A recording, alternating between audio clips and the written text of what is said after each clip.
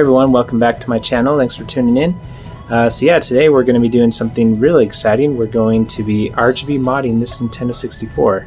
So yeah, if you like these videos, make sure you like, subscribe, comment, and all that awesome stuff. I was looking at the YouTube analytics, and it's like 90% of the people that watch my videos aren't subscribed. So if you can subscribe, that would be great. We're getting closer to 1,000 subscribers. A big milestone for sure. But anyway, yeah, so this is the RGB mod. I'll be pulling out of the bag here in just a second. But yeah, the first thing you want to look at though is you want to see if your Nintendo 64 is compatible with this mod, since this is, whoops, sorry. I'm watching a video on my Sony back here. We're watching Field of Dreams on VHS while we're doing this project, but it started up. Anyway, yeah, so if your serial number is NS1 and then followed by whatever, then it's most likely compatible. However, the best way to find out is by actually opening up the Nintendo 64. And so yes, that's what we will be doing now. And you will need a special Gamebit screwdriver to open this up, which you can see here. So yeah, it's just a special size, or shape I should say. But yeah, anyway, I'll leave links to all this stuff that I'm using in the description. But yeah, anyway, I'm just going to take out these 6 screws on the bottom here, and then we'll pop it open and see if our motherboard is compatible with this RGB mod. Oh, and I forgot to mention, so this Nintendo 64 is the same one that I did the HDMI mod on, also from Hispeedido. So yeah, I thought it was fitting to, since we did the Hispeedido HDMI mod on it, now we'll do the RGB mod. And then we can have both HDMI and RGB out of the same Nintendo 64. So anyway, okay, there we go. Took out those bottom screws. And yeah, one more thing that you'll want to do if you're following this as a tutorial is you want to take out your expansion or jumper pack. Yeah, because otherwise it'll be hard to take off the shell. Anyway, now this should just pop right off. Yep, there we go. Okay, and then let's see what motherboard division we have. Oh, we got a hair in the cartridge slot. Take that out there. Alright, so yep, we have a 4. So yeah, so you need a CPU 1 through 4 in order to do this mod. And there you can see our HDMI mod over there. But yeah, if your CPU is higher than 4, so 5 through 9, then it's not going to work. You need to do a more complicated RGB mod, we'll just put it that way. Anyway, I think this should be good though. So now I'm just going to take out a few more of these screws. We won't have to take out all these screws since we don't actually have to have access to the top of the motherboard. We just need to get to the bottom underneath here, and then over here there's a few places we wire, which I'll show you in just a second. But anyway, I'm going to take out a few of these screws. Okay, there we go. I'll just show you what screws I took out. So I took out this one here, and then there's one here, here, here, here, here, here. And then also there was these screw here, here, and then here, and here. And then you also need a smaller screwdriver to take out this one and this one that were for the expansion pack area. And yeah, now it's coming out. However, I'm also going to unhook this HDMI mod that I did, so I'm going to do that real quick so I don't, yeah, just like accidentally rip out the ribbon cable. Oh, and I should also mention, because I've done this before, this little piece, this little metal piece will actually just fly off if you just pull out the motherboard. So yeah, it's better just to grab it, put it in your box where you have the rest of your screws so it doesn't get lost. And yeah, anyway. Okay, there we go. So yeah, I unhooked that and then flipped the board over. So now we're just going to take off the shielding on the back here. Okay, so I'm just going to give you like a overview of what we're going to do here. So basically we're going to solder this chip onto these pins right here. Oh, this thing started again. Stop. If you build it, he will come. Maybe if we build this, Shigeru Miyamoto will come. I don't know. Oh, brother.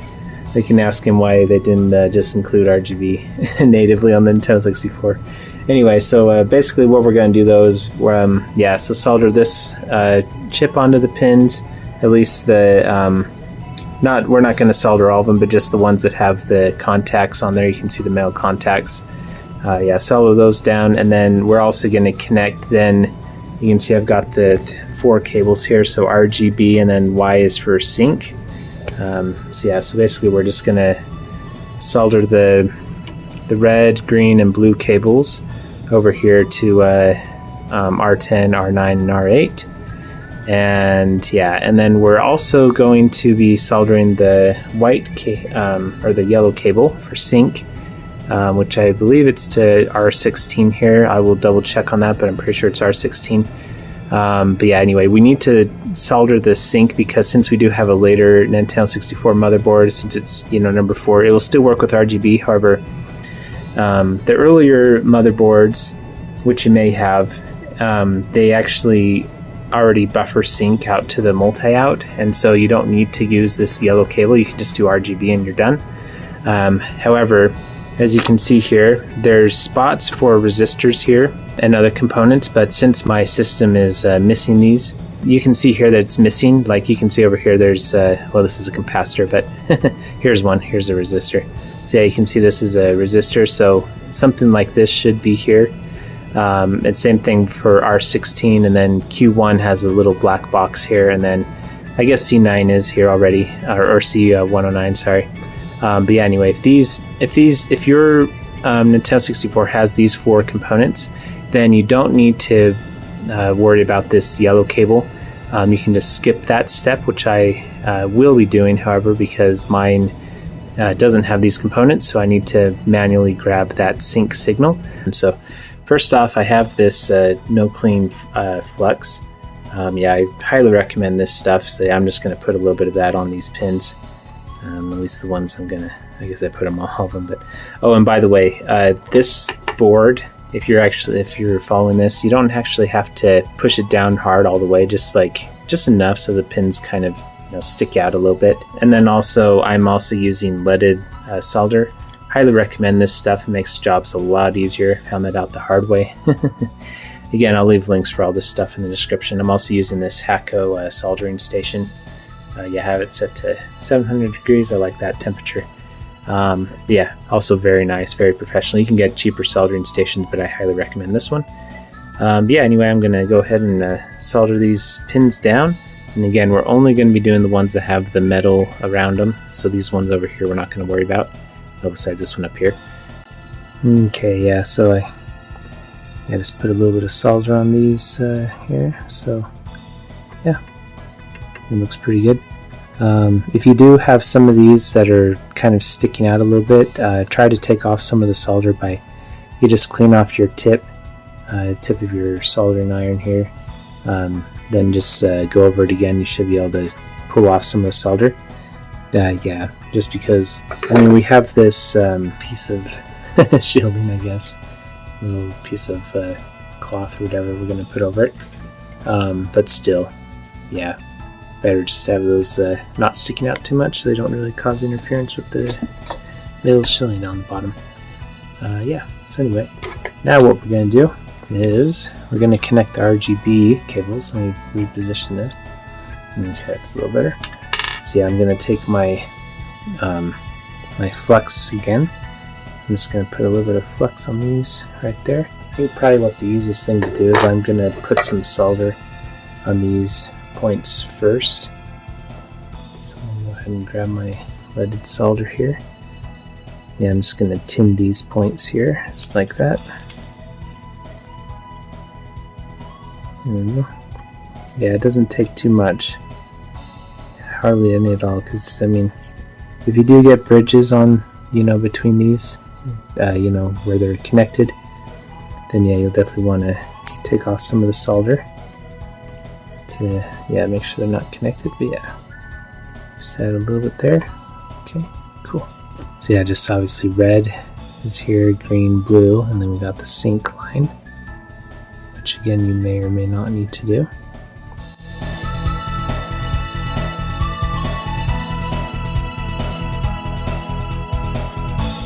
Okay, and then we are going to connect this wire right here into resistor 8. And so yeah, so I'm going to do just the same thing that I did before, where I'm going to put a little bit of flux down on these 3.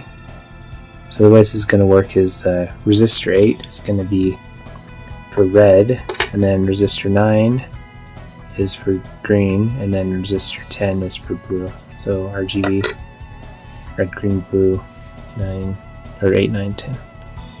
Let's see. I'm going to put a little bit of solder on this point here too, just on this little circle here.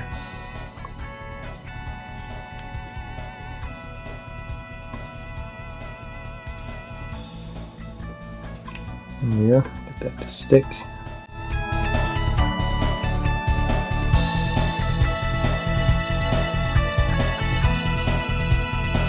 That's all it takes. Cool, that should be good. Great. Alright, now I'm going to do the same thing for green and blue. And then we will do sync as well.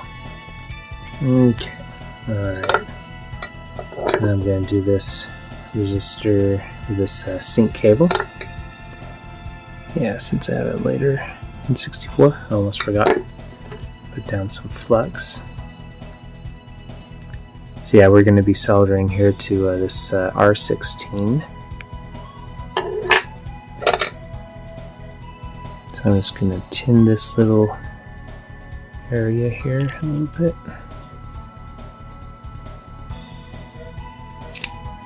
There we go. Alright. I'm going to take our sync cable here and just be careful not to have the metal touch other contacts.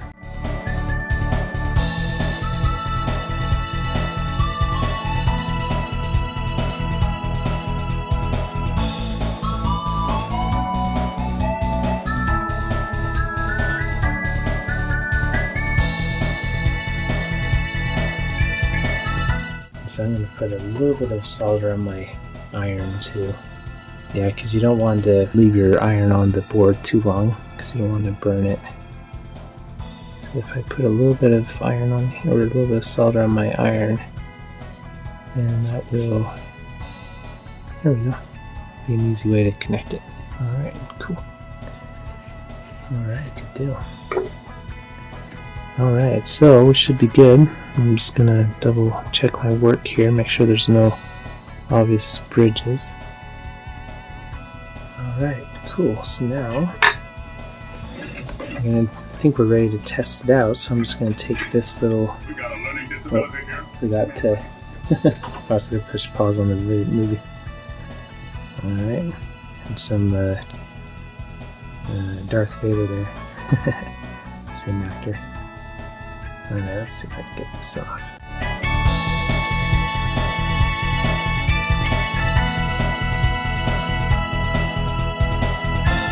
Boy, I don't know. This is I just can't get this little paper off. So yeah, maybe you'll have better luck than I am. But yeah, I don't know. This is just not coming out. Plus, it's kind of, I don't know. You can kind of see through it too. It's probably fine, but anyway, I'm just gonna put some electrical tape on here because I know this stuff works.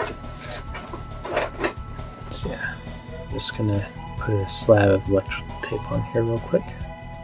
Okay, there we go. Yeah, I kind of cut the electrical tape a little bit to get it to go on there okay. Okay, and then this is me from the future. One thing I forgot to talk about was the low pass filter when I originally recorded this. So I actually took apart this Nintendo 64 actually after finishing it. And yeah, so anyway, just because I was curious about this, so you can see right here, it says bypass, and then there's two pads. So if you join those two pads together with a little bit of extra solder, then you can turn on a built-in low pass filter. However, according to the official instructions, it says that that's only really needed if you're going to plug this directly into a digital display. If you're doing it analog or like a upscaler, they mentioned the OSSC or the FrameMeister, but I assume the RetroTink products would fall in that category as well. Then they say that you don't really need to worry about it. And yeah, and also if you're playing on a CRT, don't worry about it either. So anyway, I set up these two wires though, where you can see I can easily let me zoom out my camera so you can see a little better. See, I have these two wires soldered to the pads, and then I can touch them together to turn on and off the low pass filter. So anyway, I've been trying to notice what the difference is between it being on and off, and so far the only thing I've been able to tell is the image moves slightly to the right when it's on, and so anyway, I'm going to touch those wires together. Can you see the image shifting? It's a little hard to tell, but I'll give you pay attention to this 21 up here, for example. Let me turn off the flash. Okay, let's see if I can get this to focus. There we go. Okay, so I touch the wires together, just like it moves slightly over to the right. See that moving? When it moves over, that's why I'm touching the wires together. So yeah, that's the only difference I can really tell. As far as clarity goes, it looks identical. Yeah, I can't really tell a difference. So anyway, I'll probably just leave it not solder together. Alright, anyway, back to the rest of the tutorial. Yeah, I think that looks pretty good. So yeah, anyway, now I'm going to try, before screwing everything back together, I'm just going to flip it over, put it back in the plastic case, and then we'll try it out real quick. Okay, so here's the back of my PVM. At least one of my PVMs, the one that has BNC connectors on it. So yeah, just gonna plug these in here. Yeah, I got the cable that, so there was two options for this. There was one which just came with the RGB kit, or there was another one which cost a little bit more, which came with this cable. So yeah, thought we'd try out their cable here. So I'll just sync for the yellow, and then RGB, red, green, blue. Yeah, this cable comes with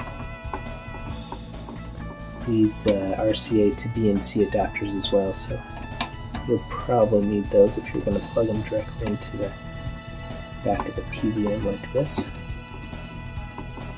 Cool. Yeah, and then the audio cables are these ones that have this little black thing on them.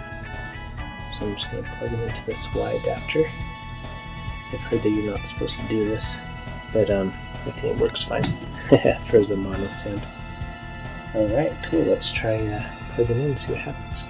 Okay, and then one just really quick note. After finishing filming this whole video, I noticed that these cables that came with this, while it is convenient, I don't know if I would necessarily recommend them. They work fine with the Nintendo 64, however I tried them with my Super Nintendo, and I don't think they have the proper resistors built inside of them. So anyway, I will do a future video with further tests showing that, but anyway, I would just say maybe find some other RGB cables instead of the package steel that can come with this mod. Anyway, stay tuned for the future video to find out more about that. Alright, there we go. So I'm just going to flip this power switch, being careful not to touch the metal. Yep, there it is. It's green though. Alright. Yeah, so I'm going to say it's something. Let's see, if we're only getting green, that means that we're. I'll have to check the connections again. Yeah, because what I'm thinking, if we're only getting green, then that means that we're probably have a problem with our blue and red lines, so I will have to double check that. Okay, there we go, I figured it out. So yeah, the connections were good. I think that what it was is I just need to put some more electrical tape over the other connections, like the other side, so not just on the board. Because yeah, I guess that was probably hitting the electrical shielding. But yeah, looks like it's working now and it looks great. So anyway, let's I'll show you where I put the electrical tape, and then yeah, then we'll put it back together and do one more test. Okay, yeah, so there you can see I put some more electrical tape on those wires. Yeah, I guess there was just something that was sitting there. But yeah, anyway, it's working now, so let's put it back together. So yeah, there's only one screw that goes here, because this screw is going to come from the bottom. And then, yeah, then these two screws are longer, and then these are the silver ones, and then the rest are just the regular size. Yeah, well, besides these two that are smaller, but yeah, anyway, just in case you forgot where the screws go, there's a quick explanation. Alright, there you have it. I got it all put back together. Yeah, it looks great. Yeah, so this is a pretty cool mod. Yeah, based off of the open source project, looks like, on GitHub. Yeah, this is pretty cool. I think it looks great. I am curious to see how it compares, like specifically against like the N64 digital RGB mod that I have. Yeah, I was doing a few initial comparisons, and it looks pretty similar.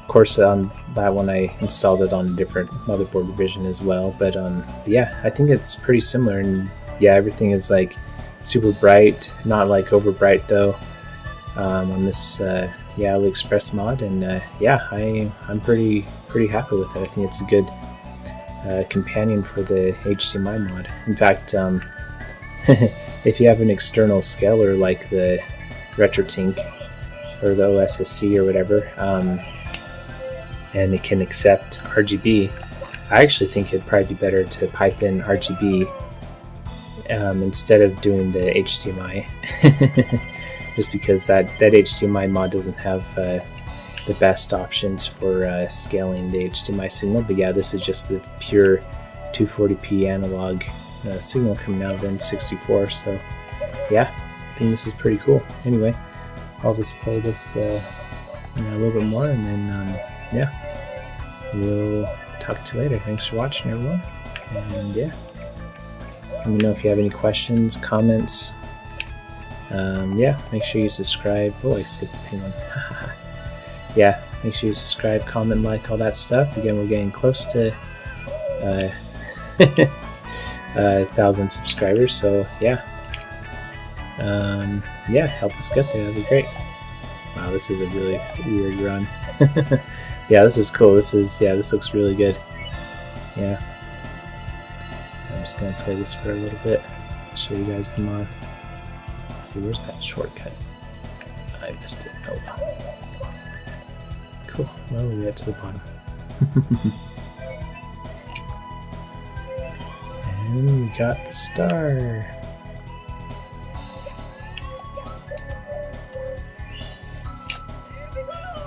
Cool. Alright. Well, thanks for watching, everyone. We'll talk to you later. Alright. Bye.